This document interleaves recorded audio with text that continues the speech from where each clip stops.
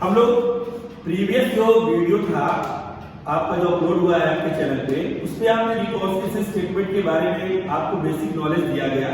एक बार फिर रिपीट करें, रिकॉन्सिलिएशन स्टेटमेंट वो कंपनियां बनाती हैं जो प्रोडक्शन और सर्विसेज प्रोवाइड करती हैं, क्योंकि उन्हें फाइनेंशियल के साथ साथ कॉस्ट बुक भी मेंटेन करना पड़ता है। तो बहुत सारे एक्सपेंसेस और लॉसेस ऐसे होते हैं जो कि फाइनेंशियल बुक में लिखे जाते हैं लेकिन कॉस्ट बुक में नहीं लिखे जाते। बहुत सारी इनकम रिसीट्स ऐसी होती हैं जो फाइनेंशियल बुक में तो लिखी जाती है लेकिन कॉस्ट बुक में नहीं लिखी जाती है, जिनके कारण एक ही प्रोडक्ट का अलग अलग प्रॉफिट आने लगता है। हमारा कॉस्ट अकाउंटेंट उसी कॉस्ट बुक से उसी प्रोडक्ट का प्रॉफिट कुछ और बतलाता है, हमारा फाइनेंशियल अकाउंटेंट उसका प्रॉफिट कुछ और बतलाता है। तो हम लोग रिकॉन्सिलिएशन स्टेटमेंट को बनाकर उस रीजन को पता करते हैं। आज हम लोग एक फिर बहुत ही इंपॉर्टेंट क्वेश्चन की प्रैक्टिस करने जा रहे हैं। हम क्वेश्चन रिपीट कर रहे हैं, आपकी स्क्रीन पे चल रहा है। एक बार हम फिर आपसे रिक्वेस्ट कर रहे हैं, पहले कॉपी पेन लेकर बैठो, वीडियो रोको, उस क्वेश्चन को नोट करो, फिर जब हम सॉल्यूशन देने जाएं तो अपनी कॉपी पर देखकर एक ही टॉपिक को समझो। देखो एक ही बार में आपको अच्छे से टॉपिक पूरा का पूरा क्लियर हो जाएगा। तो देखो इसमें है prepare memorandum reconciliation account from the following information. Profit as per financial book दिया है, profit as per cost book दिया हुआ है। हम कॉस्ट बुक के प्रॉफिट को यूज करके हम फाइनेंशियल बुक के प्रॉफिट को पता करेंगे। इसमें देखो लिखा है information number 3, works overheads under recorded in cost account 800, administration expense were under recorded in financial accounts 1000, depreciation charge were over recorded in cost account 500, interest received on investment during the year amounting to 750, transfer fees amounting to rupees 250 were received during the year in connection with the registration of transfer of shares, and income tax provision है 24,000।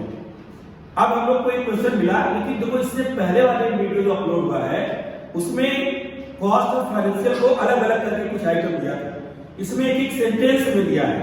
तो हम ऐसे question को कैसे solve करेंगे इसके बारे में हम नेक्स्ट इस क्वेश्चन में प्रैक्टिस करने जा रहे हैं। और देखिए इसका सलूशन आप अब लोगों ने क्वेश्चन को अच्छे से पढ़ा और हम उम्मीद किया आपने क्वेश्चन नोट कर लिया। तो देखो हम इसमें रिकॉन्सिलिएशन स्टेटमेंट के साथ साथ एक मेमोरेंडम रिकॉन्सिलिएशन अकाउंट्स भी बनाया जाता है, उसकी भी प्रैक्टिस आपको अभी डायरेक्ट बेस पे करा देंगे। तो देखो सबसे पहले हमें कॉस्ट बुक की प्रॉफिट नोट करनी है। तो ऊपर जो क्वेश्चन में profit as per financial accounts भी दिया है, profit as per cost accounts भी दिया है। तो फाइनेंशियल बुक का जो प्रॉफिट हमारा आंसर होगा। तो सबसे पहले profit as per cost book, profit as per cost book 40,000 आपने लिख दिया, profit as per cost book 40,000 लिख दिया गया। और जो उसके नीचे profit as per financial book दिया है, ये सब कुछ ऐड और लेस करने के बाद जो आंसर आएगा वो हमारा होगा। आपको एग्जामिनेशन के हाल में इस तरह के क्वेश्चन में आंसर पता चल जाएंगे कि हमारा क्वेश्चन सही है या गलत है। देखो इसमें information number 3, works overheads under recorded in cost book. जो वर्क्स ओवरहेड्स है, फैक्ट्री कारखाना का जो एक्सपेंस है वो कॉस्ट बुक में कम लिखा गया। हम इन दो बुक में कंपेयर करेंगे, कॉस्ट बुक में कम लिखा गया, हमें कम नहीं चाहिए, ओवर रिकॉर्डेड चाहिए, ज्यादा किसमें लिखा गया। हम इन दोनों में कंपेयर करें, जिसमें कम लिखा गया इसका मतलब फाइनेंशियल में ज्यादा लिखा गया है।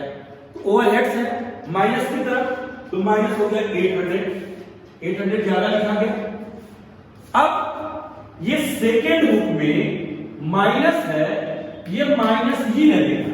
तो देखो लिखेंगे हम factory overheads under recorded in cost book 800। देखो फिर ध्यान देना कि जिस बुक में ज्यादा लिखा गया उससे करेक्ट करना आपको, जिसमें कम लिखा गया है उसकी अपोजिट साइड में जाएंगे, और जिसमें ज्यादा बोलेगा उसी में लिखोगे। जैसे सेकंड, थर्ड और fourth, administration expenses under recorded in financial book 1000। अब कह रहा है कि जो एडमिनिस्ट्रेशन एक्सपेंस है फाइनेंशियल में 1000 कम लिखा गया, एक्सपेंस है 1000 साइड में कम लिखा गया। इसका मतलब कॉस्ट बुक में 1000 ज्यादा लिखे गया।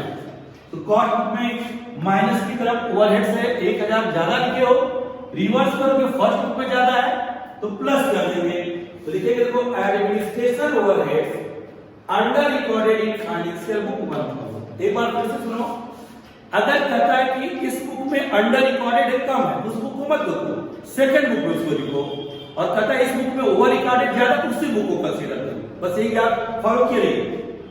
फिर नेक्स्ट है depreciation charges were over recorded in cost. अगर वो यहाँ ओवर बोला ज्यादा रिकॉर्ड किया गया कॉस्ट बुक में, तो डेप्रिसिएशन एक एक्सपेंस है, ज्यादा रिकॉर्ड हुआ कॉस्ट बुक में, तो कॉस्ट बुक में माइनस की तरफ हम लोग लिख देंगे 500। अब ये देखो कॉस्ट बुक में ज्यादा रिकॉर्ड है, ओवर रिकॉर्डेड है माइनस, रिवर्स करके उसको प्लस में करोगे तो लिखा गया depreciation over recorded in cost book 500, इसको लिख दिया गया। फिर नेक्स्ट इंटरेस्ट रिसीव्ड और इन्वेस्टमेंट ड्यूरिंग द ईयर। अब हमने पिछले वीडियो में आपको पूरा क्लियर किया कि इंटरेस्ट रिसीव्ड हो चाहे इंटरेस्ट पेड हो वो केवल फाइनेंशियल बुक में लिखा जाता है। रिसीव्ड करोगे तो फाइनेंशियल में प्लस, पेड करोगे फाइनेंशियल में माइनस। तो इंटरेस्ट रिसीव्ड हुआ है 750, रिसीव्ड हुआ है ये कॉस्ट बुक में लिखा ही नहीं जाता, तो फाइनेंशियल बुक में 750 प्लस है, सेव करना है तो प्लस को प्लस में ही लिखना है, तो लिखा गया interest on investment only recorded in financial book 700, इसको लिख दिया गया। फिर नेक्स्ट है ट्रांसफर फीस। जब आप किसी कंपनी का शेयर परचेज किए हो दूसरे को सेल करते हो तो उसके लिए कंपनियां आपसे ट्रांसफर फीस मांगती हैं, जो कंपनियों का इनकम होता है, और इस इनकम को वो केवल फाइनेंशियल बुक में रिकॉर्ड करती हैं, इसको कॉस्ट में नहीं रिकॉर्ड करती। तो ट्रांसफर फीस इसको मिला 250 और ये केवल फाइनेंशियल बुक में रिकॉर्ड होगा, तो 250 प्लस फाइनेंशियल में रिसीव्ड है तो सेकंड बुक में प्लस है इसलिए इसको भी प्लस करेंगे। Transfer fees only recorded in financial book 250। फिर है इनकम टैक्स। तो इनकम टैक्स पेड या प्रोविजन केवल फाइनेंशियल बुक में ही लिखा जाता है, कॉस्ट बुक में नहीं लिखते। इनकम टैक्स का प्रोविजन हुआ है 24,000, टैक्स गवर्नमेंट को देना हमारा एक्सपेंस है, फाइनेंशियल में 24,000 माइनस होगा, तो फाइनेंशियल बुक में माइनस है, सेव रखना है, हमने लिख दिया income tax only recorded in financial book 24,000। अब ये लिख दिया गया। अब इसको हम ऐड कर लेंगे, ऐड करने के बाद है 2,500 जो प्रॉफिट पर कॉस्ट बुक में ऐड किया 42,500, और इसको हम लेस करेंगे 24,800, लेस करने के बाद जो आया प्रॉफिट ये कराएगा profit as per financial book. कभी कभी आपसे कहता है कि एक अकाउंट के शेप में बनाओ, जब अकाउंट के शेप में बनाओगे आप लिखना मेमोरेंडम रिकॉन्सिलिएशन अकाउंट। अब इसको अकाउंट के शेप में जब बनाएंगे, एक आपका डेबिट हुआ और एक आपका क्रेडिट हुआ। बस करना क्या है, प्रॉफिट एज पर कॉस्ट, यहां पर आप लिखोगे बाई प्रॉफिट एज पर